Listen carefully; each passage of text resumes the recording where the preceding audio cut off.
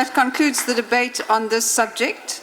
As agreed earlier, we will now take farewell speeches to the Honourable M.S. Marnie upon his resignation from the National Assembly. The Honourable Marnie.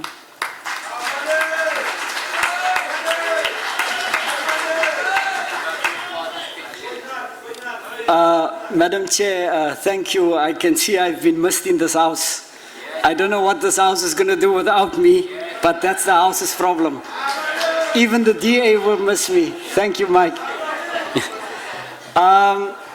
Madam Chair, when I heard that I would be given the opportunity to address this house before I leave, I was not sure what I'm going to be saying to this house.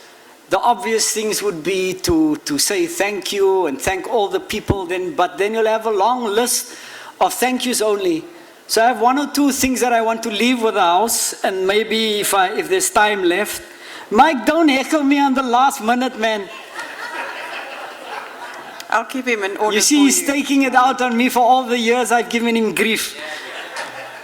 But I want to say that I'm thankful to the ANC and to Parliament for the opportunity to have been able to serve my country for the last 13 years.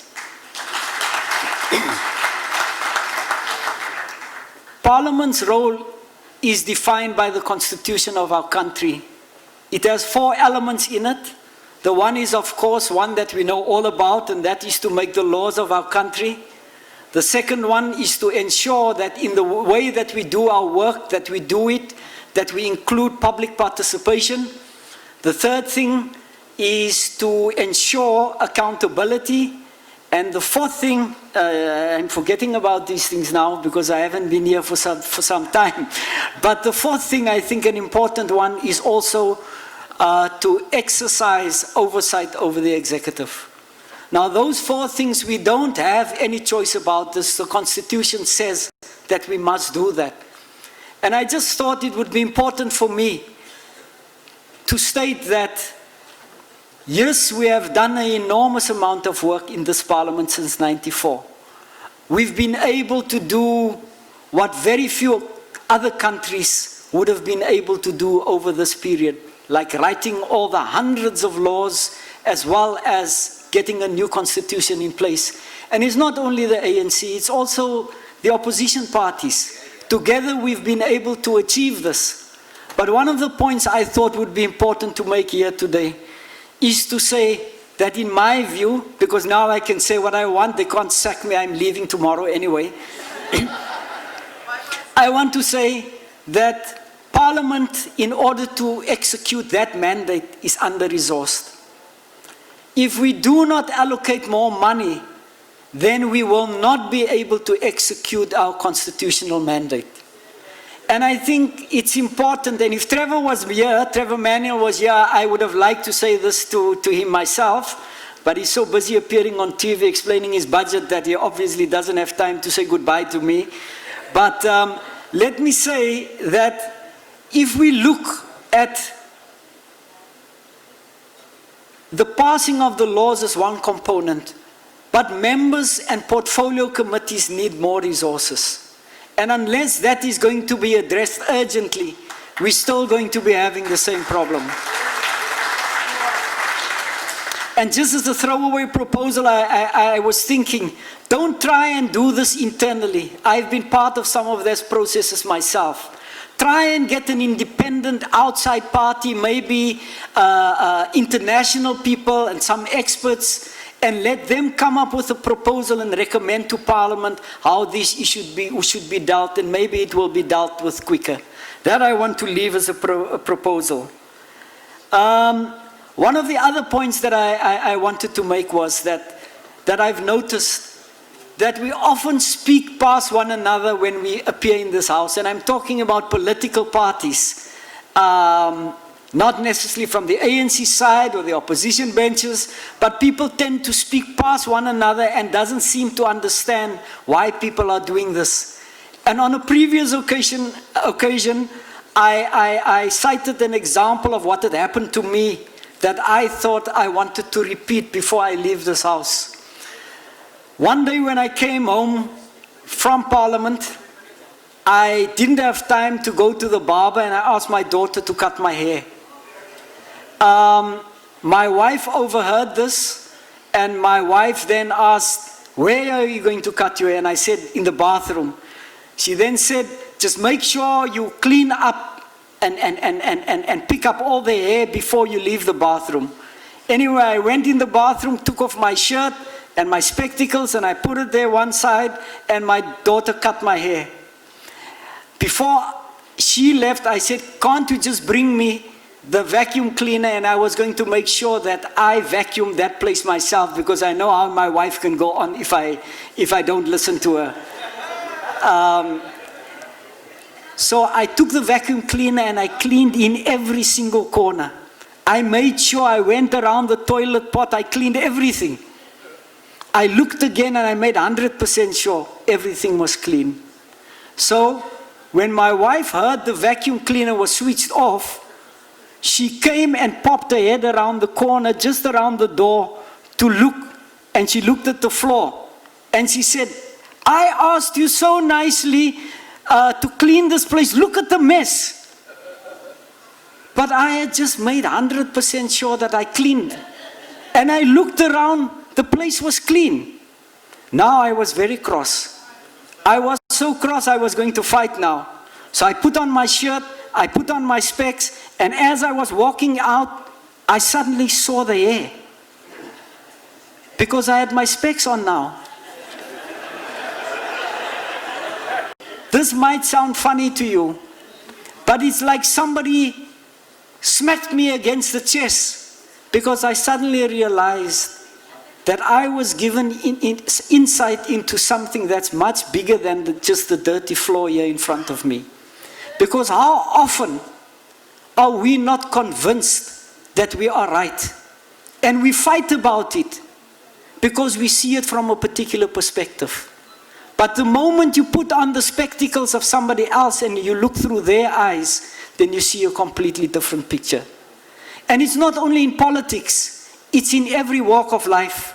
And I want to ask that we reflect on this example, because often when we are so sure that we are right, there is the possibility that we might be wrong.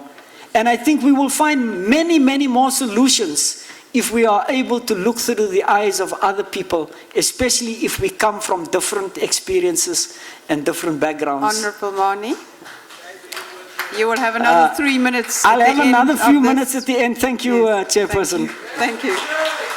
The Honourable Gamomo.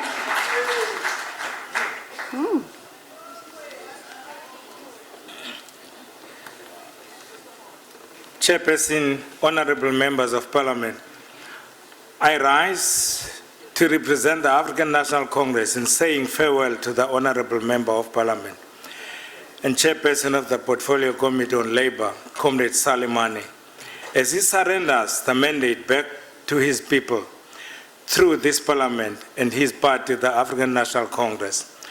Whereas it is rare for the National Assembly to come together at occasions like this to say farewell to an ordinary member of Parliament at the level of Comrade Salie, it is uncommon for ordinary members of Parliament to provide us with an opportunity to say so when they depart. We therefore want to say thank you for that, Comrade Salie. Your footprints are clear for us to follow. You are departing during the time that this House in particular and Parliament in general has a responsibility to chairs of the poor as we intensify the struggle against poverty, backwardness, ignorance, and crime, to mention just a few. And we recognize your heroic footprints.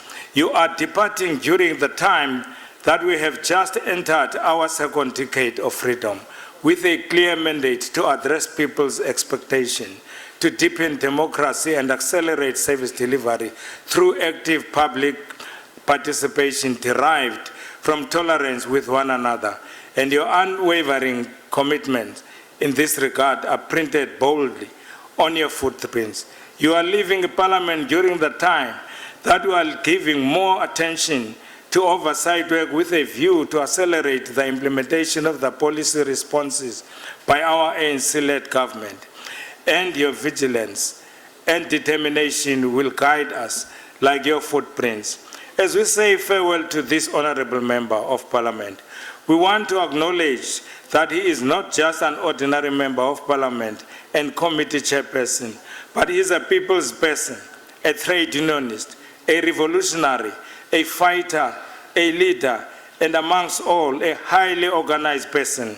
I worked with Comrade Salie during my days as COSATU leader through his activities, both in South African Municipality Workers Union, COSATU, and the Tripartite Alliance.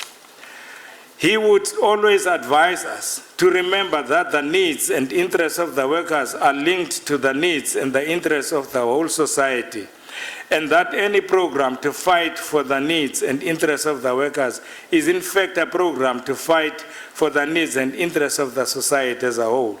He would always advise us that those who would argue for dichotomy between the struggle for the rights of the workers and the general political struggle for liberation should be helped, for he believed they were trapped in the confusion of ignorance. Comrade Salie, you are departing Parliament during the time that the Alliance has to provide leadership to this Parliament and the government as terrains of struggle to realize a better life for all the people. And your vocal submission are as true and guiding to us as, of course, you are busy throwing your steps to produce more footprints. It is at time like this, Comrade Salie, that as you always provided leadership, your footprints will guide us not to focus on trifles and selfishness agenda that may seek to only address our temporary and personal needs at the expense of the goals of our liberation struggle.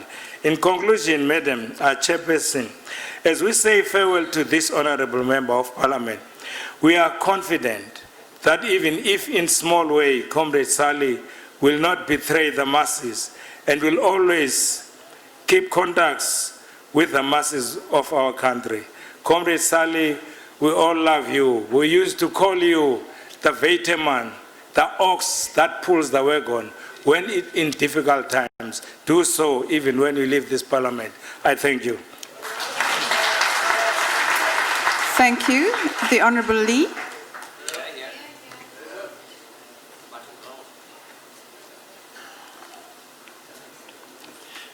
Voorzitter, dit is snaaks. Die achtbare Marnie sê was baie lang klaas hier. Ek was net so lang klaas hier voor gewees. En nou vanaand ja vanmiddag moet ons tot ziens sê aan die achtbare Salie Manie. Dit is met gemengde gevoelens, voorzitter, dat ons vandag afskeid neem van meneer Salie Manie. In 'n mate sal die oppositie 'n sug van verligting slaak. Want nou kan ons in vrede, sonder die buitende tussenwerpsels van die achtbare Manie kan debatteer. En soms so van tussenwerpsels gepraat, mevrou die voorzitter. Wie van ons wat hier was, sal ooit die achtbare Manie se tussenwerpsel aan die destydse minister van Welsyn en Pensioene, meneer A.B. Williams, vergeet, toe hy gevra het aan A.B. A.B., waar is my pa se pensioen? Terwyl u 'n bydrae tot die ligter oomblikke in hierdie raad gemaak het, ons ook daarvan bewus dat u 'n hardwerkende en toegewyde lid was. En dit is werklik so, ek kan daarvoor getuig, want ek het saam met u in komitees gedien. Ek is seker, dis as gevolg van hierdie toewyding, dat u bevorder was en destyds voorsitter van die portefeulje komitee, die komitee van staatsdiens en administrasie geword het.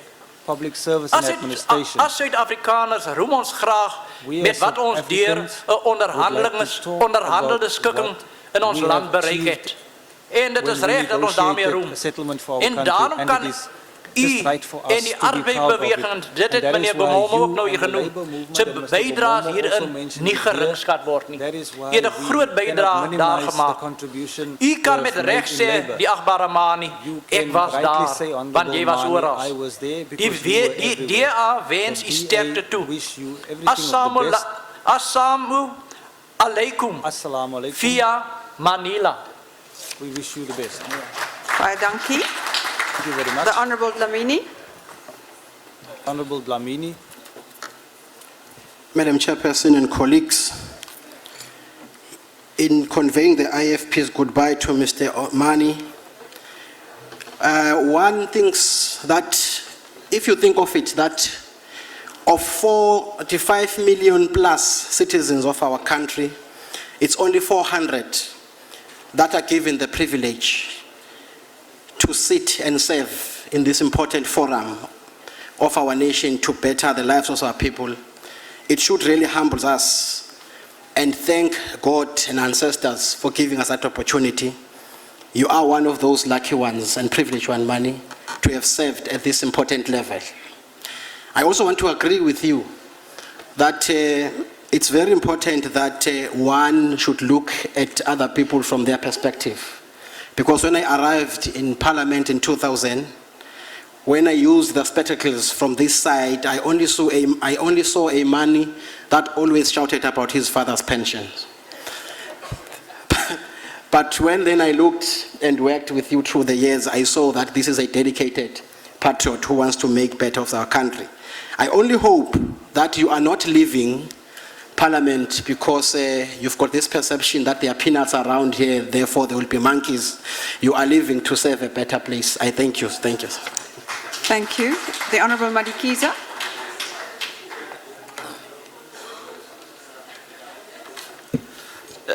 Madam Chair, honourable members, the UDM joins the House in bidding farewell to the Honourable Salie Manie. We hope that the future has only good things in store for you, sir. After a long period of service in the National Assembly, we salute the honourable member for his contribution.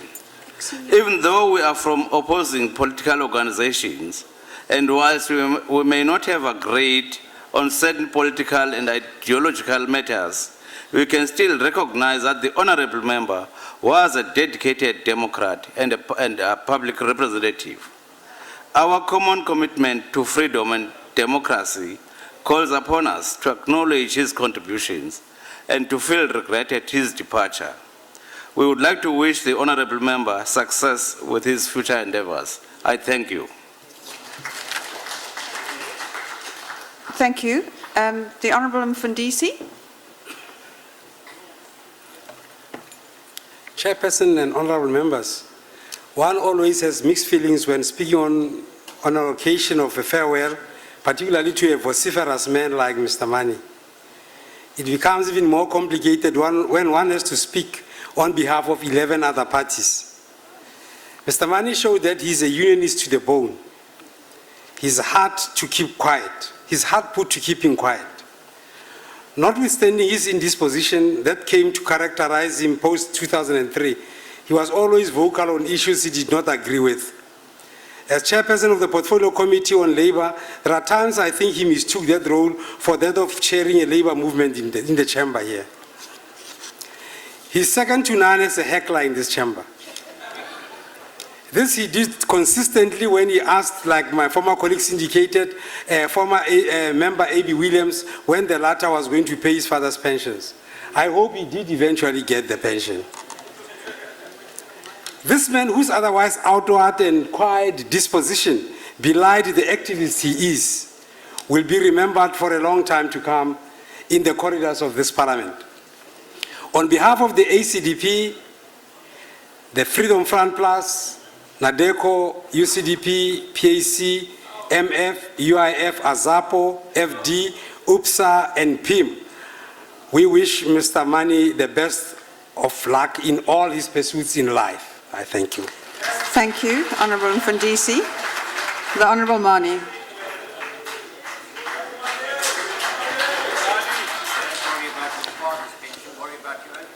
I am worried about my own pension now. It's not enough. In fact, on a much more serious note, I want to say I would advise people to actually go and check how little it is for you to retire on. It's not enough.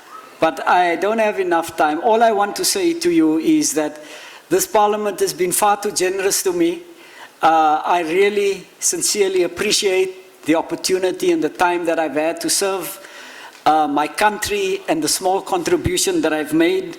I just want to say two things. And one is that I will remain a loyal ANC member so that nobody has any ideas of who and what I am.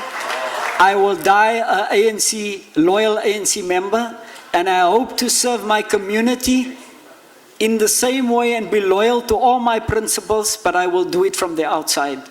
Secondly, I do want to just leave a message with all my colleagues here on both sides of the House, and I say to you now that as public representatives, the voices of the rich and the people who have access to resources, they will find a way of getting their voices heard.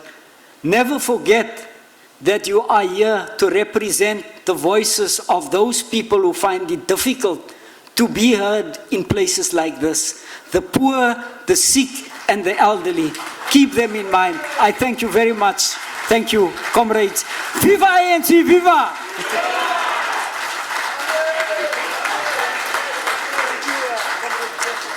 That concludes the farewell speeches to Mr. Marnie. The presiding officers and I myself also wish to take this opportunity to wish you well, Mr. Marnie. Thank you very much, sir. Thank you. We will now take orders 2 to 7 together.